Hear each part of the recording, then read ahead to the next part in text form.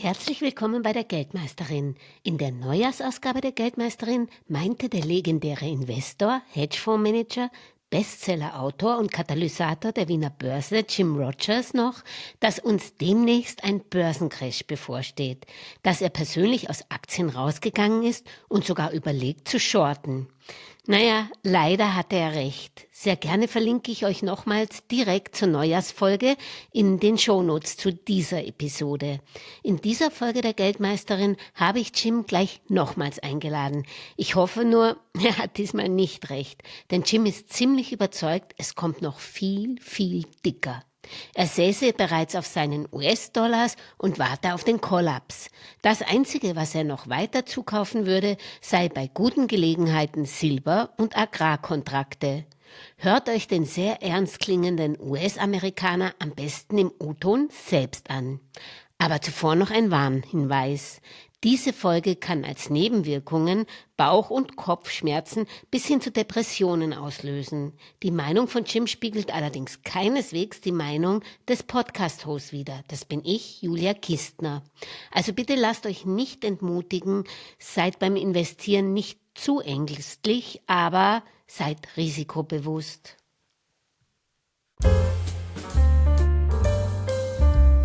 Die Geldmeisterin.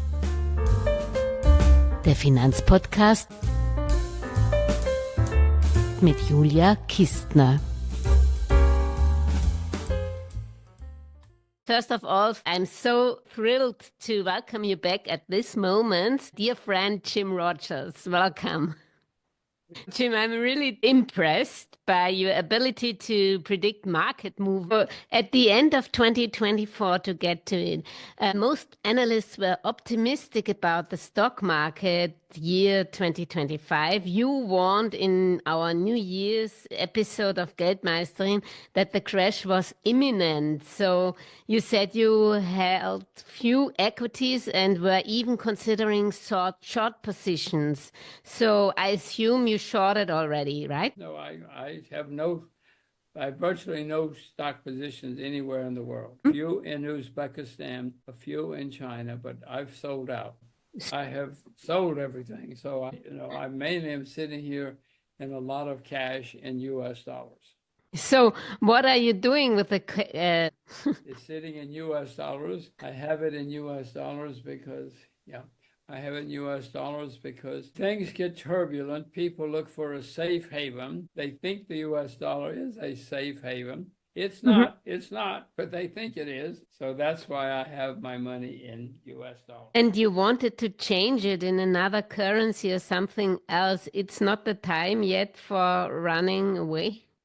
You're correct. I'm waiting. I don't know what's going to go up, but I suspect the U.S. dollar will go up a lot when things get bad. And I hope I'm smart enough to sell when the U.S. dollar goes up a lot. And how long will this take, you think? Oh my gosh, Julia, you think I know? You're the smart one. It's going to take a while. Because right now, people don't know what to do and they don't know where to put their money. People are putting their money into the U.S. dollar because they don't know what else to do. Not the best thing to do, but they don't know what else. So they're sitting here waiting, like me, to see where to put their money. What's really interesting from outside, Warren Buffett has also been reducing his stock holdings significantly in the second half of last year, especially Apple and Bank of America. And is there any secret Bilderberg for investors where legends like you compare notes? No, I haven't seen Warren in a long, long time. I usually don't talk to other investors because I don't want to know what they're doing. It confuses me. It makes me confused. So I'd rather have to think for myself. So I don't talk to other investors. You are in cash, but Buffett now holds most of the world's U.S. Treasury bills. Is this a thing that makes sense right now since the interest rate went up for the long-term bonds on April, and it seems to be very risky to be in bonds also? Is this also a global sign of losing confidence in the U.S. market or even in the U.S. dollar? Well, I don't have many long-term bonds. Maybe you're right. I would suspect that soon people are going to lose more confidence in the U.S. dollar. The U.S., it's unbelievable to me how much the U.S. debt goes higher every day. Mm-hmm. It gets worse and worse and worse. And I don't know how. I don't know how the U.S. can survive. In August, in our conversation, you said you didn't want to be the last one out of the stock market. Even you couldn't have predicted Trumponomics at this time. Would the crash have been also happened without Trump? And what are the reasons? You said the debt, or primarily? The debt is bad enough, worse than 4 or 5 Trumps. The debt is unbelievable. Mr. Trump, of course, has come along and he's throwing himself around. Mr. Trump doesn't know what he's going to do. Mr. Trump watches television every morning and decides what to do. You know, he doesn't know what he's going to do. But he will do something. I don't know if it'll be good or bad for the U.S., but I know the world is going to have problems. I told you last time problems were coming. They are coming. Do not worry. The problems are coming, even to Austria. But is it a good thing being cash then? Because currency might have no worth anymore then, if really the troubles are coming like you think Well, of. you ask me next time we talk, okay? I don't know. I'd rather be in cash in U.S. dollars right now than other things. I am looking. I have silver. I have gold. I bought some more silver recently. If I were buying something, I would buy more silver right now. But I am not doing much of anything except looking, watching, looking. This is also very important to have enough time and to be patient. Or this is a very important thing you have to have if you're an investor. You certainly have to have time and patience. Yes, I have patience. And what I really appreciate is that about your insights you told us on Geldmeisterin before, it always or often hold up in hindsight. So back in late 21, you invested in coal and uranium while others were obsessed with green energy, and it paid off. And then the year before, you bet on Japan ETFs when few others did already, and arguing that as long as the government buys them, you'd ride the rally. So where do you get your ideas as a contrarian investor? I mean, now you don't have much ideas as I get, but it can just be going against the crowd. I don't know what to do. Find me an Austrian. Go down to the hotel. See if you can find me an Austrian girlfriend. Smart. I need a smart Austrian girlfriend. Very smart. Okay. As I get you right, we didn't see already the worst, or there could be further downsides. There's going to be much worse to come. Yes, much worse. Oh. And there, you always say there's no government anymore which has the money to keep us safe. That is correct. There is no government that has enough money now. But Julia, this is good for you. Somebody has to write about it. Somebody has to tell us all the bad things that are happening. Julia, to tell us all the bad things. But I don't want to just write about what's off the table. I would write also about what's on the table. So there's no personal thing you invested in lately? No, I don't think so. If there is, I do not remember. Mm-hmm. I told you, I was selling before. Mm-hmm. I've sold a lot of things, and I'm not buying yet. I bought a little bit of silver, but I have not bought much of anything. Mm-hmm. It's going to be very bad, Julia. Let me Mm-hmm. tell you again.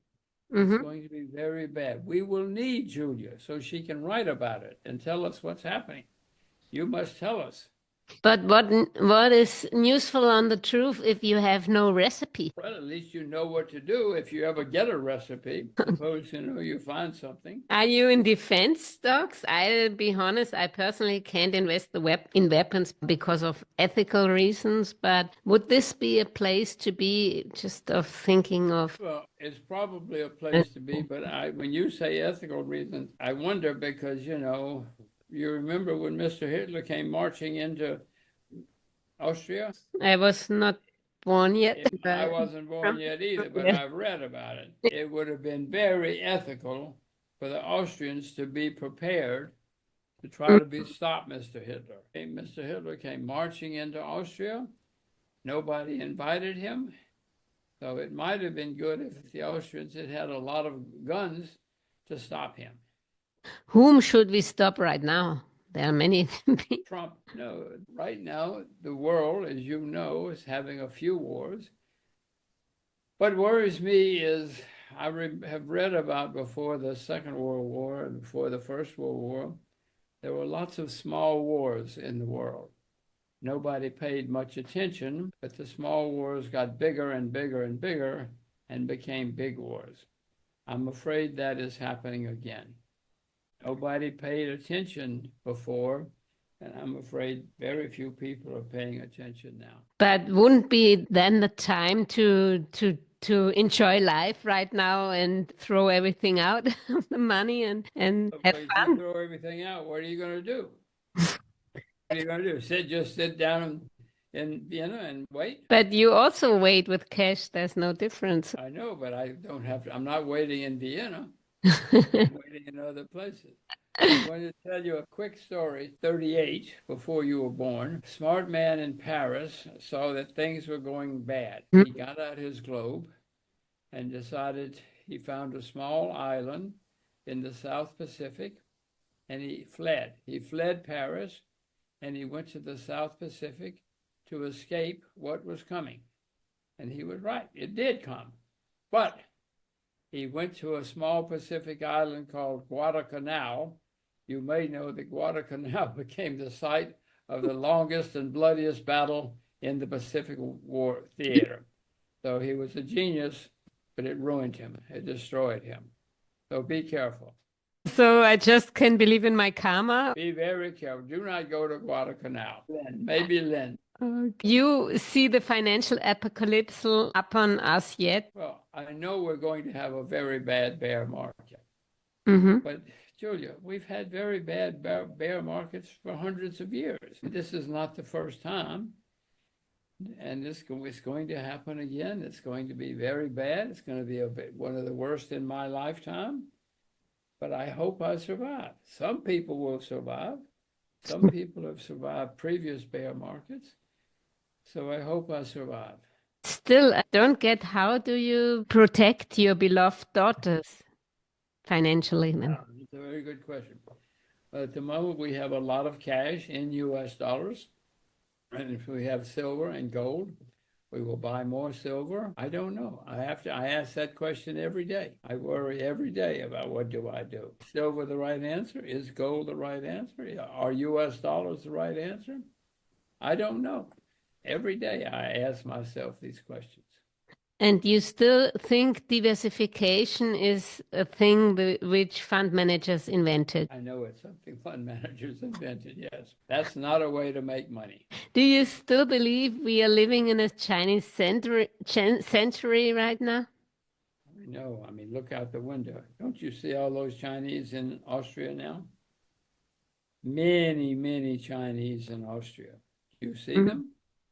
They're there, wherever they are, you know. If you're down at the pub, wherever they are, there are lots of Chinese in Vienna. There are lots of Chinese in France. There are lots of Chinese everywhere in Europe. More are coming. When is it time to give up any investment, like, for example, Russian investments you have or you had? Well, I have sold nearly everything. So I guess I have given up all of my investments in most of the world. But I want to buy back. Well, no, I have not sold Uzbekistan. I have not sold China. So I guess I'm still some invested. But I have sold nearly all investments in the world. Why didn't you sell? I mean, Uzbekistan is something very special, but why didn't you sell China? Because they are attacked by different sides right now. Well, I didn't sell China because, first of all, it didn't go up as much as other countries. China had the had the virus and they had a property bubble, so they didn't go up as much as other countries. So that's the main reason I didn't sell China yet. If China goes up a lot, I'll probably sell it, but not yet. Can you give a suggestion to a private investor who lost now 30% of its income or of its investments and doesn't have enough money to be patient like you and to compensate this? A smart Austrian woman, come see me. No, there's nothing one can do, Julia, except wait. Mm-hmm. Be patient, be unhappy, be very unhappy, learn from your lesson, but all you can do is wait. Try to be very careful. Well, careful means to be in cash. That's what I am in cash in US dollars. You have to be in the right cash. Mm. Cash, you could lose everything. I have a lot of US dollar cash. So why don't you believe in the European currency? Yeah, I just think Okay. US dollars better. Mm-hmm.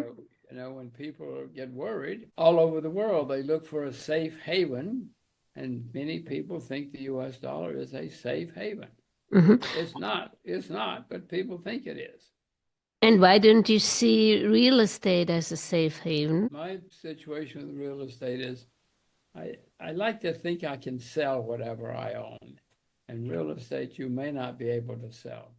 Mm-hmm. And it's not liquid, and it's big, and it's bulky, and I just want something I think I can sell. The same goes with private equity. So this is not a solution that I say if the market's getting too rough, I get into private equity.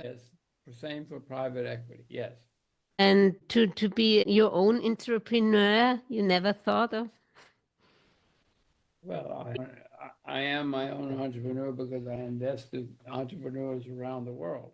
Yeah. You're right. No, I'm not going to start a restaurant.